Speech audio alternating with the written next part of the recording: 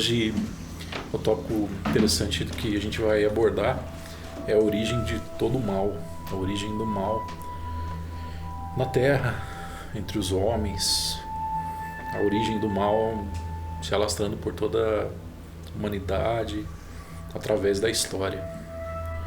Cada vez mais eu ouço as pessoas perguntarem por que ocorre tanto mal na humanidade. Essa guerra que nós estamos vendo atualmente entre Rússia e Ucrânia, e que eu enxergo entre Rússia e OTAN e Ocidente, é uma parte terrível e trágica, mas ainda curta, se comparada com toda a maldade, com todo o mal que ocorre, que passa, né, transpassa os tempos aí na humanidade. E o mal, na realidade, ele está presente desde o princípio mesmo. Se nós formos ver lá na Gênese, a própria figura do mal, Lúcifer, o demônio, ele tenta o ser humano, dizendo que se ele comesse do fruto da árvore da vida, ele poderia discernir entre o bem e o mal. Essa foi a primeira tentação. Discernir entre o bem e o mal é querer se elevar ao nível de Deus. E foi essa tentação que infelizmente o ser humano cedeu. Porém, antes disso, Lúcifer também cedeu, caiu a partir da mesma tentação. Quem lê Ezequiel com atenção vai ver que Lúcifer vivia entre as pedras abrasadas, e existia um ponto do céu onde Lúcifer comumente ele não se achegava ao monte do Senhor, ou se ele ficava por ali, ele ficava por pouco tempo. Essas pedras abrasadas que nós temos ali falando em Ezequiel, eram as pedras que os anjos de Deus tratavam, e depois elas eram usadas num culto de adoração a Deus. Lúcifer, se nós formos ver novamente em Ezequiel, começou a fazer um mau uso do comércio, porque ele começou a comercializar essas pedras que os anjos em suas tendas eles glorificavam essas pedras.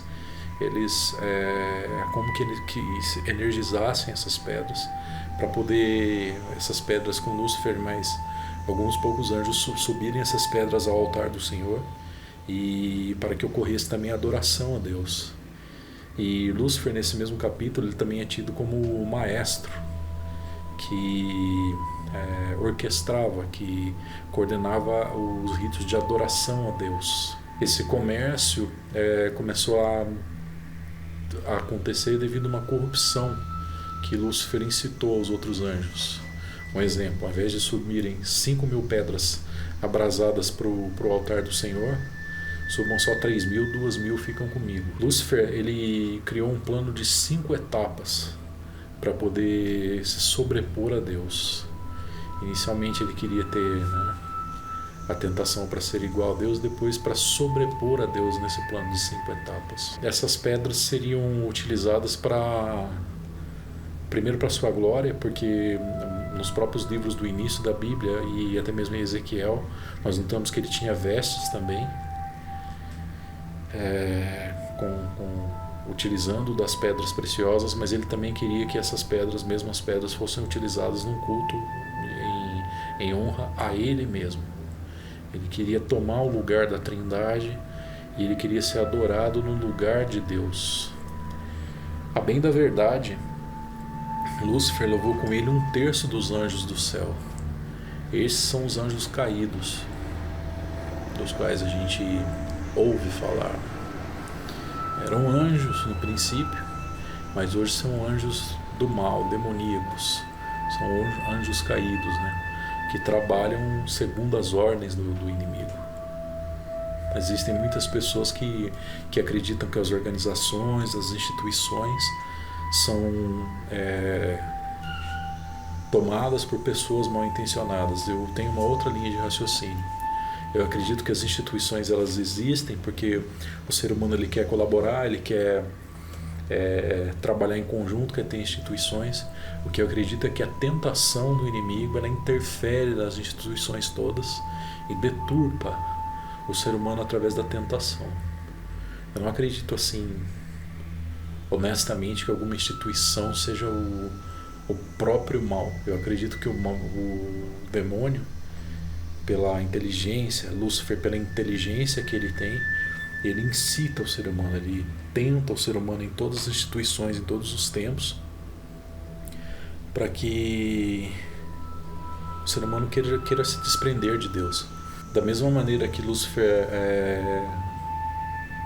trazia para o ser humano lá na Gênese vantagens, né? Vocês terão o conhecimento do bem e do mal. Lúcifer também desviou esses anjos. A princípio, ele tinha também anjos para poder servi-lo, porém, no fim de tudo, esses anjos seriam submissos a Deus.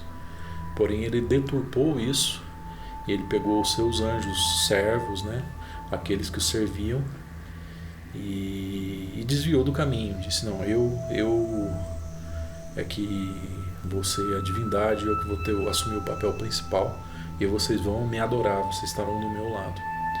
Foi nessa conversa que os anjos caídos caíram, né? Foi nessa que eles se foram. Houve uma batalha no céu, e para você ter uma ideia, São Miguel, arcanjo, o anjo Miguel, ele, numa escala de arcanjo, ele estaria abaixo de Lúcifer, que era um querubim.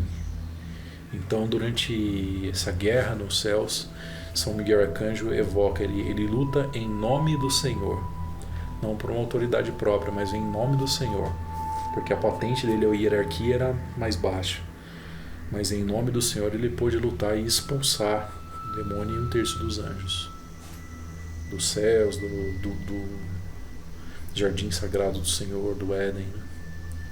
Existe uma dualidade, uma discrepância de interpretação, imaginando que o Éden, onde o ser humano estava, não era aqui na Terra. Porém, no meu ponto de vista, aquele era um outro jardim do Senhor, também sagrado. E, segundo os estudos, o jardim do Éden, onde Adão e Eva foram tentados, na minha crença e pesquisas que elas são embasadas, seria algo entre o rio Tigre e o Eufrates. Eu saberia dizer que país ali que está nessa região hoje é o Iraque. Então, Síria, Líbano, o Iraque, através de outras nomenclaturas, ele também é bastante citado na Bíblia. É claro, através de outras nações. Depois do episódio do Jardim do Éden, o ser humano então é expulso dali. E serafins são colocados às portas do Éden para que o ser humano não voltasse mais para lá, porque ele tinha pecado contra Deus, desobedecido à ordem do Senhor, por tentação do inimigo, mas também naturalmente por responsabilidade do homem. Agora o ser humano deveria trabalhar, né, e se sustentar com o suor, né, da sua face. E a mulher e a serpente também tiveram naturalmente as suas punições. Um episódio ainda em Gênesis, nós vemos que Noé tentou clamar pelo povo e ainda obedeceu mesmo assim a ordem do Senhor para poder criar uma arca e salvar os animais. Sendo obediente às ordens do Senhor, Noé construiu a arca e sobreveio o dilúvio. Mas o dilúvio veio porque a humanidade estava realmente corrompida e caída, e as práticas da humanidade eram de promiscuidade, eram de corrupção, eram de desvio dos caminhos do Senhor. Depois do dilúvio, o Senhor prometeu que a humanidade não sofreria mais o flagelo pelas águas, não seria mais destruída pelas águas. Mas logo após esse episódio, nós notamos que Nimrod já se separou ali da comunidade que Noé construíra, e Posteriormente, alguns estudiosos dizem que um próximo episódio triste para a humanidade é a construção da Torre de Babel. Nimrod já nasceu em terra firme por ser bisneto de Noé. Mas vejam como o coração dele já foi tocado por impurezas, né? Como o mal já tentava novamente o coração do ser humano. E com certeza o inimigo ele incitava, estava envolvido nisso, porque ele realmente é a origem do mal. Nimrod se revoltou contra o dilúvio que matou seus antepassados. E além da fundação da Assíria e da cidade de Nínive, Nimrod também, sob seu comando, ordenou a construção da Torre de Babel, que estaria tão alta que não poderia ser atingida por um dilúvio. Mas eis que Deus viu novamente a corrupção, a prepotência do ser humano e confundiu a linguagem daqueles que construíam a Torre de Babel. E a partir desse momento nós tivemos a origem das diversas línguas que existem em toda a Terra. E já naquele ponto o ser humano percebeu, né, aqueles que construíam a torre, que eles não conseguiam mais se entender. Então essa torre ela não pôde ser concluída em sua construção. Mas é interessante que novamente o ser humano apresenta sua rebeldia. É uma nova face do mal do ser humano, uma nova tentação do mal para o ser humano, porque ele se mostra rebelde a Deus, se rebelando contra o dilúvio. Ele se mostra rebelde no ponto de querer ser mais poderoso do que o Senhor, porque a torre seria tão grande, tão alta, que nem mesmo o dilúvio poderia atingi-la. Foi essa a intenção, foi isso que inflamou o coração de Nimrod e de todos aqueles que construíam, né, a torre. Mas novamente Deus agiu e houve essa punição. Portanto, a torre não pôde ser concluída em sua construção. Novamente nós vemos aqui o mal. O mal, primeiramente, porque o ser humano estava tão iníquo, estava tão pecador, promíscuo, que o ser humano trouxe o dilúvio. E aí Noé, os seus, os animais ainda se salvaram. Mas já na linhagem do bisneto de Noé, Nimrod, nós já notamos que o mal ele aparece novamente. O mal tenta novamente o coração do ser humano com a prepotência. E aí vem o projeto da criação da torre, que não se concluiu, como eu disse, devido às muitas línguas que aconteceram. E tudo isso nós estamos vendo ainda na Gênese, como o mal agia, como ele age, quão numerosas são as investidas do inimigo no coração do ser humano, para que nós sejamos tão prepotentes como foi Lúcifer, que tinha suas vantagens, que estava diante de Deus e se corrompeu, quis ser mais que Deus. A Torre de Babel é uma corrupção, é querer estar acima da vontade de Deus. E essa é uma das principais artimanhas do mal, principais artimanhas do inimigo. Que o ser humano perca a dependência, perca a obediência ao Senhor Deus. E por isso, novamente, o ser humano falhou em sua empreitada de construir a torre. Bom, eu particularmente acredito que o ser humano ele é corruptível, ele tem a concupiscência, que é uma tendência a pecar, uma tendência a cair. Portanto, eu não acredito que nenhuma entidade, nenhuma organização, ela exista para o mal, vamos dizer. Mas o que se diz é que Nimrod ele deu a essência, ele deu o pontapé inicial para os Illuminati, né? Que é um tema bastante polêmico aí na atualidade, que Nimrod teria iniciado esse movimento também. Particularmente, eu tenho cá minhas dúvidas, mas essa questão aí das organizações secretas e discretas serão abordadas diversas vezes aqui no canal. E eu vou colocar sempre um tempero, né, para que a gente possa pensar aí de duas maneiras. Porém, a minha opinião particular é que dentro de qualquer instituição, eu acredito que todas as instituições e movimentos começam de uma maneira bem intencionada, e o ser humano em si corrompe, né? Agora, vamos lá. Dentro dessas organizações, existem teorias da conspiração de que as organizações como maçonaria, Illuminati, Rosa Cruz e outras instituições, que elas sirvam o mal. Templários e outras instituições discretas e secretas por aí, sociedades secretas e discretas. Eu particularmente não acredito nisso. Eu acredito que o ser humano seja corruptível, eu acredito que o ser humano é que erra, porque ele cede a tentações do próprio inimigo, ele cede às suas próprias tentações também. Porém, nós não vamos parar por aí. Eu vou também trazer para vocês um contraponto no futuro, um tempero aí, para vocês poderem tirar suas próprias conclusões e entender se essas sociedades secretas e discretas, se elas realmente servem ao mal. Do meu ponto de vista, não. Mas, como eu disse, nós vamos trazer mais de uma face. Vai ser uma análise multifacetada para que vocês possam tirar suas próprias conclusões a respeito disso. E avançando um pouco mais sobre a atuação do mal, né, na Terra, na humanidade, um bom tempo depois, lá no livro de Êxodo, nós temos Moisés, que tirou o povo do Egito da escravidão.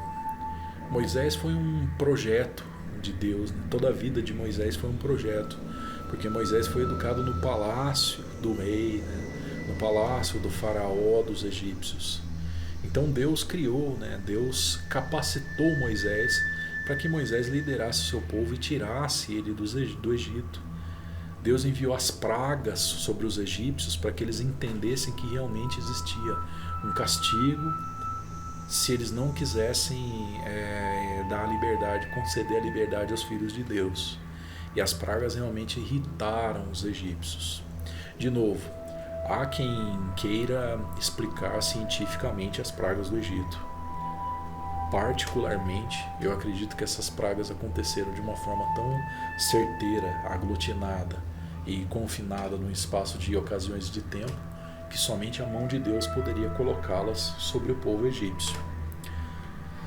E aí, depois que o povo de Deus estava livre, mas caminhando pelo deserto, nós vemos lá em Êxodo 32, que o povo de Deus sentiu falta de Moisés, que tinha subido ao monte para falar com o Senhor, e pediu que Arão fizesse para eles um ídolo de ouro. Notem bem, quando Moisés sobe ao monte, Arão fica encarregado da liderança do povo de Deus.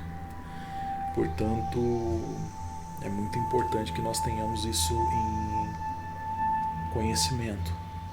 Ali em Êxodo 7, eu vou provar a vocês de novo que o ser humano, de novo, tem uma tendência ao mal e ao pecado, e cede ao mal, cede às tentações, né?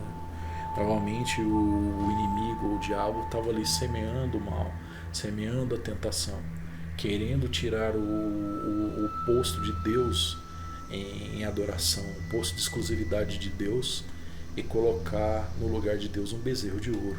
Em Êxodo 32, versículo 7, nós temos: Então o Senhor disse a Moisés: Depressa, desce imediatamente, porque o teu povo que trouxeste do Egito está a corromper-se.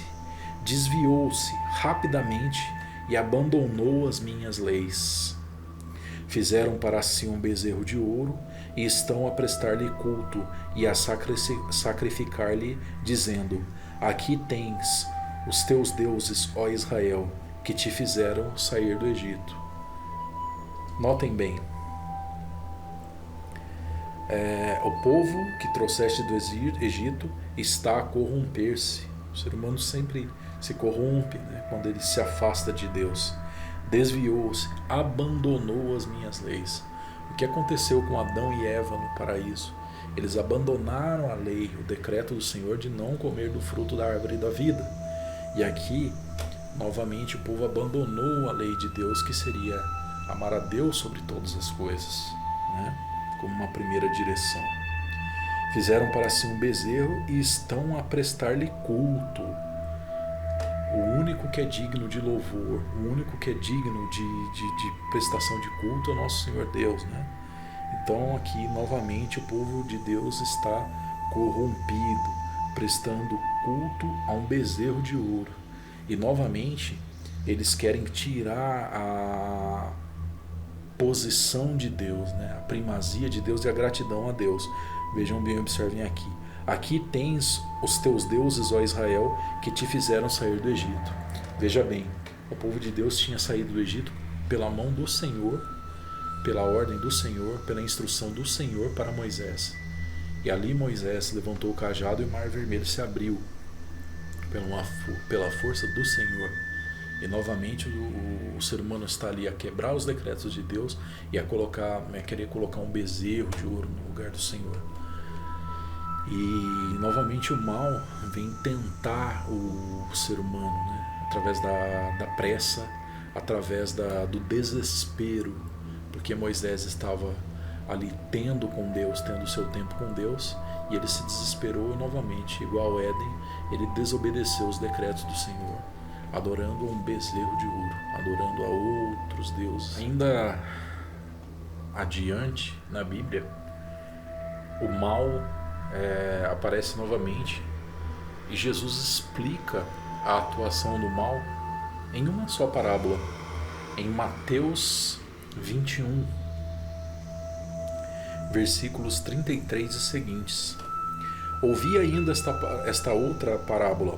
Houve um homem, pai de família, que plantou uma vinha e circundou-a de um valado e construiu nela um lagar e edificou uma torre e arredou-a a uns lavradores e ausentou-se para longe. E chegando o tempo dos frutos, enviou seus servos aos lavradores para receber os seus frutos. E os lavradores, apoderando-se dos servos, feriram um a um, mataram outro e apedrejaram outro. Depois enviou outros servos em maior número do que os primeiros, e eles fizeram-lhe o mesmo.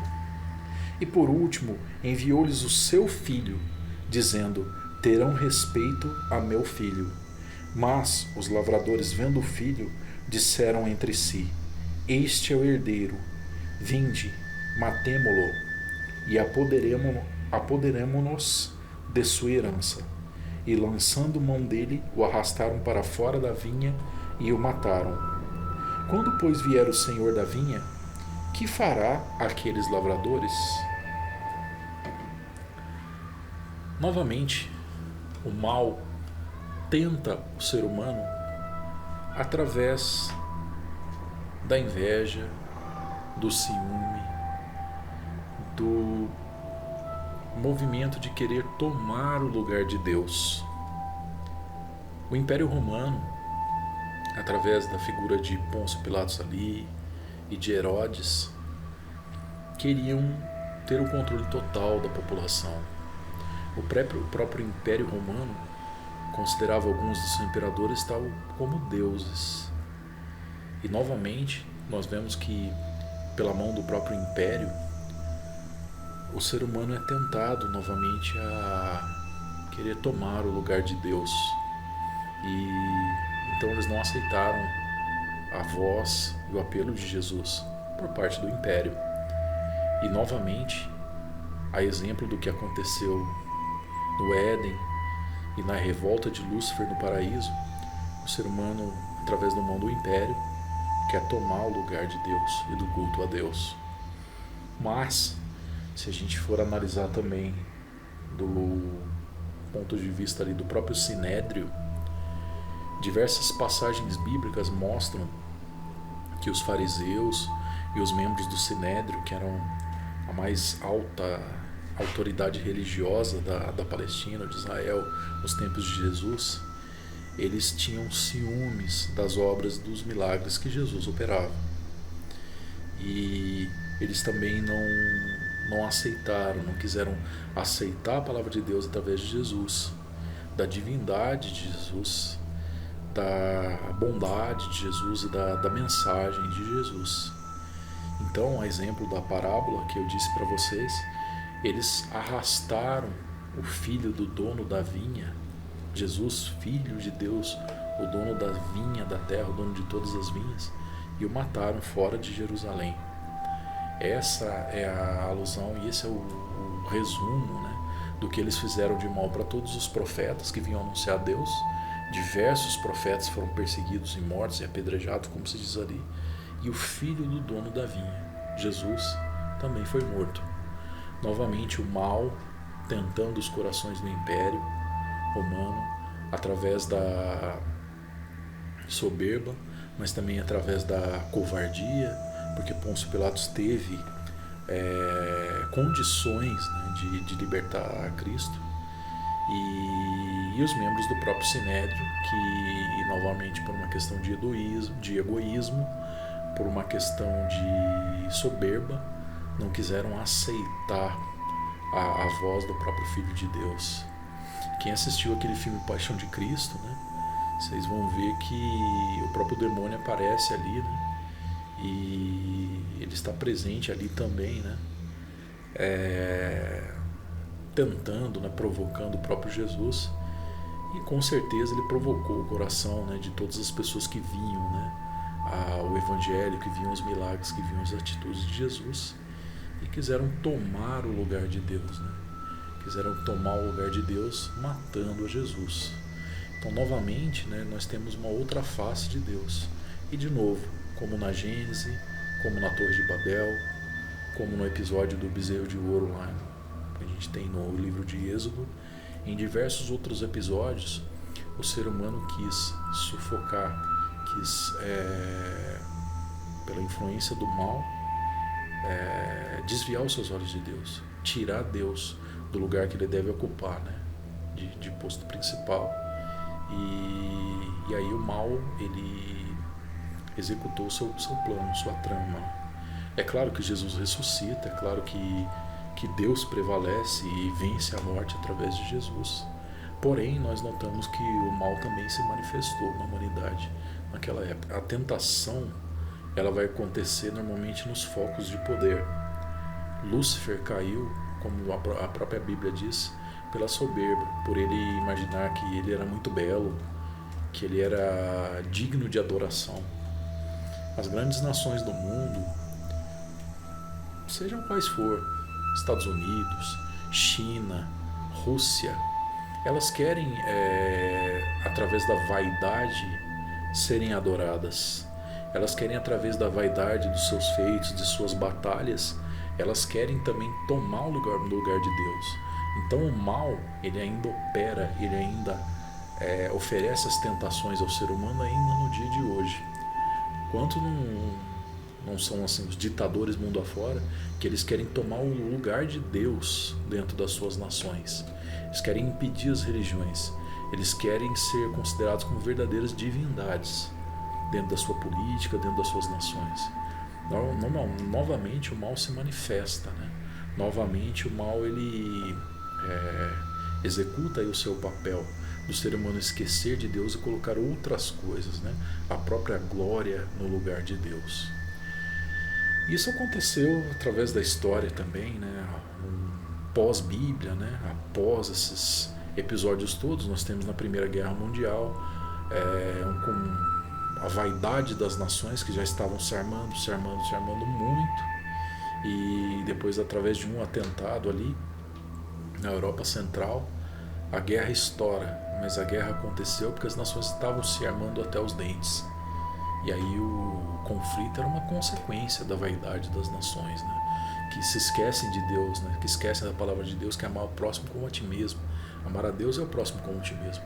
O próprio mal influenciou o coração desses homens para a vaidade deles culminar num conflito mundial, que seria o primeiro da Primeira Guerra Mundial, que mudou inclusive o contexto da própria humanidade, né? Reis, ducados, toda a política europeia e mundial mudou a partir disso. E como se não fosse suficiente, ali nos anos 10, Aí nos anos 30 a gente vê também a ascensão de ditaduras, do nazismo, mas também de Stalin, de autoridades muito grandes ali, e as nações europeias se armando até os dentes. A França, até o início da Primeira Guerra Mundial, era a nação mais bem equipada, né? Um bom exemplo disso seria durante o próprio período soviético, em que todas as igrejas, todas as manifestações religiosas foram simplesmente proibidas, e aquilo foi considerado como ópio do povo, como somente uma dispersão, somente uma distração para o povo. Aí novamente o mal está executando o seu papel, em que essas lideranças queriam tomar o lugar de Deus. Porque pense bem, se você está oprimindo as igrejas, se você está oprimindo o ser humano de buscar Deus e coloca ali num primeiro ponto lugar o Estado, então através da figura do Estado o ser humano quer tomar o lugar de Deus. E as igrejas foram realmente fechadas, a religião era algo proibido, né? Proibido ali dentro do contexto soviético. E isso foi uma proibição explícita, né? Agora, eu posso pegar também para vocês um exemplo capitalista, né? Se você pegar economias capitalistas onde o ser humano ele adora o dinheiro, né? Onde ele corre atrás das riquezas, esquece do próprio Deus. Essa é uma maneira capitalista também de trocar Deus pelo dinheiro. Então, trocar Deus pelo Estado, trocar Deus pelo poder, trocar Deus pelo dinheiro, são todas corrupções, né? São todas tentações que o mal traz ao coração do homem. Como eu disse, eu estava fazendo aí uma referência ao Estado soviético, que ele trancou as igrejas com cadeados e proibiu o povo de ter uma religião que não fosse o próprio Estado, a concepção do Estado.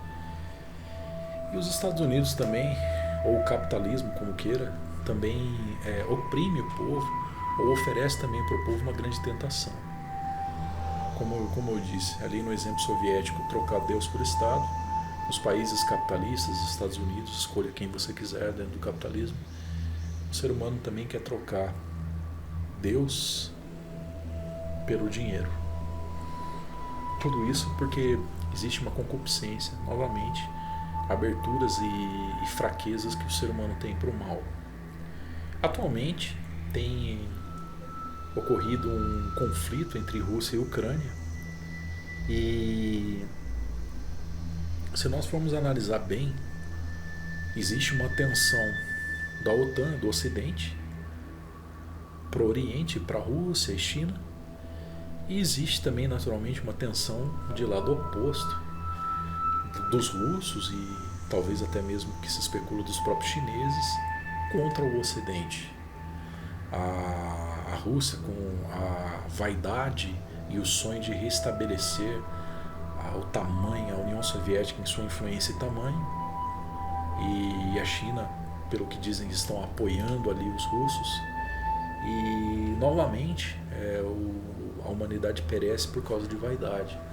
Vaidade aqui do Ocidente, da OTAN, dos países capitalistas, porque eles querem alastrar sua influência em direção Oriente adentro, e vaidade dos russos, chineses, porque eles querem alastrar sua influência do Oriente para o Ocidente. Novamente, o ser humano cede a tentações, porque haveria uma maneira muito mais fraterna de se viver, né? Seria possível, se o ser humano realmente voltasse seu coração a Deus, as nações ainda poderiam existir, a cultura ainda poderia existir, mas se o ser humano realmente esquecesse o mal, esquecesse a tentação de ceder ao mal e querer o poder pelo poder, se o ser humano voltasse o seu coração de maneira honesta e sincera a Deus, isso tudo não precisaria acontecer, porque amar a Deus sobre todas as coisas e ao próximo como a ti mesmo significa muita coisa. Significa que em hipótese alguma você iria bombardear um país que está ao seu lado. Eu sei que isso pode parecer muito utópico, mas existem diversas nações que elas vivem em paz, que elas vivem de paz e que elas vivem em uma crença real e sincera a Deus, e elas têm um comportamento, uma tendência menor, né, ao mal, assim como as famílias, as pessoas. Dá um exemplo dessas nações. Bom, eu posso trazer um exemplo aqui, embora a nossa imagem esteja um pouco arranhada, do próprio Brasil, que é tido como um país pacífico, Uruguai, a Croácia, depois que ela terminou a sua fase de conflito, a Alemanha, que auxilia e faz diversas doações para diversos outros países. Existem países muçulmanos que têm uma prática mais pacifista, que eu posso dizer a própria Malásia. Eu não estou dizendo que esses países nunca passaram por conflitos e tensões, porém esses países eles conseguem viver em paz, em um molde, um exemplo, né? Uma vivência de Deus maior. Eu posso até mesmo falar do Tibete, que é um país que mede a alegria do seu povo e que, ao que nos parece, tem um contato com Deus. Nem mesmo é um país abrâmico, né? Não é muçulmano, não é judeu, não é cristão, mas é um país que vive em paz. Então que eles têm um contato também com Deus. A questão da guerra, a questão da vaidade não precisa ser a única saída para o ser humano. Eu entendo que sempre houve guerra, eu entendo que não houve um dia na face da Terra que o ser humano viveu sem guerra ou sem conflito. Mas isso não é necessariamente, isso não é uma verdade necessária em nossa vida. O ser humano que tem preguiça de trabalhar e buscar os caminhos e as escolhas mais difíceis, né? É mais difícil realmente trabalhar de uma maneira fraterna, mas é algo que traz um benefício muito grande para você. Deixar o mal e escolher o bem pode exigir renúncias de sua parte, né? Como um indivíduo, uma família, uma nação, um país, um estado, mas isso vai trazer muitos benefícios para você. O que eu vejo que é mais comum são as famílias. As famílias dentro da Bíblia são chamadas de nações. E as nações surgiram então de famílias ali num contexto bíblico. Eu entendo que até mesmo o povo de Deus viveu em guerra, mas quando o ser humano busca a Deus de uma maneira sincera e honesta, combatendo a ideia do mal, não cedendo ao mal, o ser humano é e pode ser muito mais feliz. E novamente, eu citei países aqui, alguns casos, que eles podem não ser exemplos perfeitos, que eles tiveram percalços e problemas dentro da sua história. O próprio Brasil teve uma guerra horrível contra o Paraguai ali e outras nações da América do Sul. Mas atualmente a gente vive um contexto de paz, a gente pode dizer. Os países nórdicos se encaixam, né? Eu posso dizer que sim. E por incrível que pareça, alguns desses países eles vivem até mesmo um nível de ateísmo maior, mas vejam bem, alguns cidadãos ali, talvez a maioria, eles podem se autoproclamar como ateus, mas sem saber, eles seguem o conhecimento e a mensagem de Deus, né? Que no seu mandamento maior é amar a Deus sobre todas as coisas e ao próximo como a si mesmo. E de novo, se nós pegarmos hinduísmo, islamismo, judaísmo já está incluído aí dentro do Antigo Testamento, que já citava essas leis, mas todas as religiões elas convergem, né, para esse ponto do respeito mútuo, né, com certeza. E é possível, né, o ser humano ele pode viver períodos de paz. O próprio Império Romano teve períodos de paz, né, mas isso tudo depende de um esforço do ser humano. Dar as mãos e ser fraternos e doar para o irmão, viver em paz, renunciar a certas coisas, com certeza é mais custoso a curto prazo, mas pode promover a paz, né, e uma alegria a longo prazo. É isso que eu trago no momento de hoje, e trago uma mensagem também com esperança, né? Eu acredito que sim, o mal ele impacta o ser humano, ele serve como uma ferramenta de tropeço e tentação para a humanidade, mas a gente vê que muitas vezes o ser humano ele opta pelo caminho da bondade, né? Ele vira as costas para o mal, e o que a gente pode ver, por exemplo, na acolhida dos refugiados, né? Eu já vi em mais de uma igreja cristã aqui na minha cidade, mas eu tenho certeza absoluta que existem outros países que estão aí dispostos a colaborar com a paz. Que é um exemplo recente disso, a Turquia também, que é um país muçulmano, ela se propôs a ajudar nas negociações. E está certo que isso pode ser um esforço reduzido, algo que não tenha sido decisivo, mas de qualquer forma eles se propuseram a auxiliar num acordo de paz. Isso é um esforço, isso é um exemplo de virar as costas para o mal e partir para o bem, virar as costas para o inimigo e trilhar os caminhos de Deus. Vejo que diversos cidadãos ali russos são contrários a essa guerra e tentam se manifestar, mas a repressão contra eles está muito grande para poder fazer uma manifestação. Isso a gente vê, né, nas notícias, nos jornais, a gente ouve russos dizendo que você se manifestar pode resultar em cadeia, né? Mas mesmo assim aconteceram manifestações. Teve o caso daquela repórter, né, que ela exibiu um cartaz dizendo Stop War. Essa repórter ela fez um protesto muito corajoso e com certeza ela renunciou ao mal e praticou o bem, né? Então, novamente, é algo que exige um esforço, né? Às vezes você tenta buscar o bem e às vezes você paga com a sua própria vida. Você cai dentro de um conflito também, né? Ou você pode ser combatido e esmagado, mas novamente é uma coisa maravilhosa, né? que a gente nota também de diversos russos que estão se posicionando contra a guerra. Ou seja, eles não estão cedendo ao mal nem à ambição, mas pelo contrário, né? Eles estão voltando o seu olhar para Deus e pensando de uma maneira positiva. Né? Solidariedade ao povo ucraniano. Bom, eu acredito que essa seja em suma a mensagem para o dia de hoje, e nós teremos diversos outros momentos aqui em que a gente vai se encontrar. E coloque seu comentário, se inscreva aqui, coloque a sua opinião. Se você discorda, pode comentar ali, não tem problema nenhum. E a gente espera também ter outros convidados, ter outros pontos de vista, porque nossa intenção aqui não é autoritarismo, não é ter uma visão unilateral das coisas, mas sim uma visão multifacetada. E vocês me auxiliam assim, colocando a sua visão, colocando o seu comentário. Se inscreva no canal, não se esqueça de deixar o seu like, não se esqueça de se inscrever aí, tocar no sininho, para que você seja notificado sempre que a gente tenha um novo vídeo aqui, uma novidade para vocês. Valeu, pessoal.